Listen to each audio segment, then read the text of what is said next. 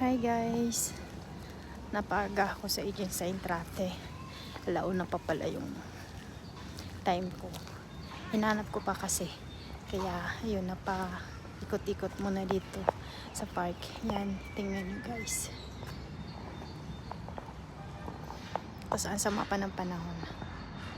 Yan.